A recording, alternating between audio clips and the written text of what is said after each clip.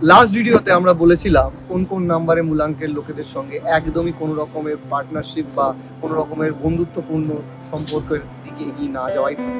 আজকে আমরা ডিসকাস করব কোন কোন মূলাঙ্কের সঙ্গে কোন কোন মূলাঙ্কের কম্প্যাটেবিলিটি একদম পারফেক্ট এবং তাদেরকে কোনো রকমের রিলেশনশিপ বা কোনো রকমের পার্টনারশিপে গেলে সবসময় তাদের উপকার এবং ভালোই হয়। নাম্বার 1 থেকে স্টার্ট করছি। যাদের মূলাঙ্ক বা ভাগ্যাঙ্ক 1, মানে যাদের জন্মের তারিখ 1, 10, 19 বা 28, বা যাদের টোটাল জন্মের তারিখ, জন্মের মাস এবং জন্মের সাল যোগ করে লাস্টে গিয়ে একদম একটা ডিজিটে একে আসছে, তাদের জন্য সবচেয়ে perfect compatible partner, weather in business হোক বা তাদের সম্পর্কে হোক বা রিলেশনশিপে হোক, তাদের জন্য বেস্ট পার্টনার হচ্ছে নাম্বার 1 এর জন্য হচ্ছে নাম্বার 2। মানে নাম্বার 1 হচ্ছে সূর্যদেবের নাম্বার, নাম্বার 2 হচ্ছে চন্দ্রদেবের নাম্বার। সূর্য আর চন্দ্র যদি এক হয়ে যায় দেন দে আর দ্য বেস্ট পার্টনার, তাদের জন্য বেস্ট পার্টনারশিপ তাদের এখানে। নাম্বার 2 এর জন্য যেমন নাম্বার 1 এর জন্য নাম্বার 2, তেমন নাম্বার 2 এর জন্য নাম্বার 1 হচ্ছে একদম পারফেক্ট। আর নাম্বার 3 এর জন্যও যিনি বৃহস্পতির নাম্বার, নাম্বার 3 হচ্ছে বৃহস্পতির নাম্বারের জন্য পারফেক্ট পার্টনারশিপ হতে পারে নাম্বার 1, তার জন্য হতে পারে নাম্বার 1 অথবা নাম্বার 9। নাম্বার 1 অথবা নাম্বার 9 নাম্বার 3 এর জন্য খুব ভালো।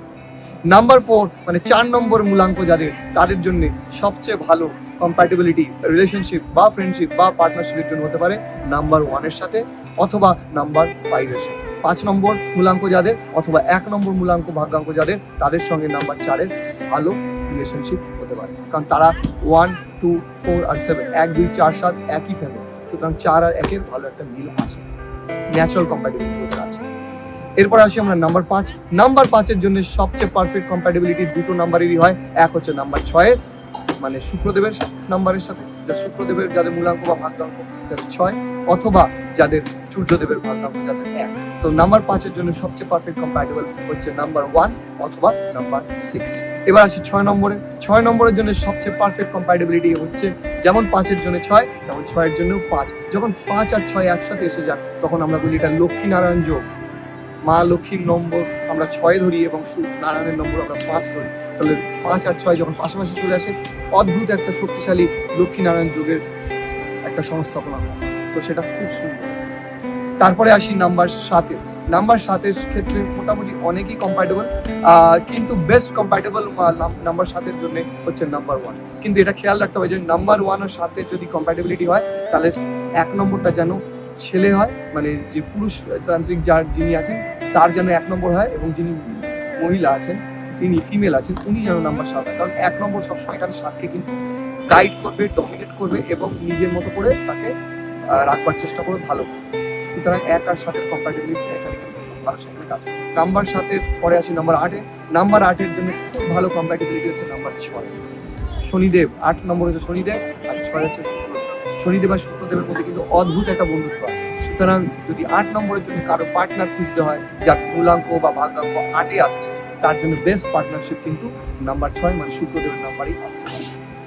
তারপরে 5 নম্বরও হতে পারে, কিন্তু বেস্ট হচ্ছে 6। তারপরে আমি আসি 9 নম্বরে। 9 নম্বর মানে মঙ্গলদেবের নাম্বারের সঙ্গে যার মূলাঙ্ক বা ভাগ্যাঙ্ক, তাদের জন্য পারফেক্ট পার্টনারশিপ হতে পারে নাম্বার 6 শুক্রদেবের অথবা 1 সূর্যদেবের হতে পারে।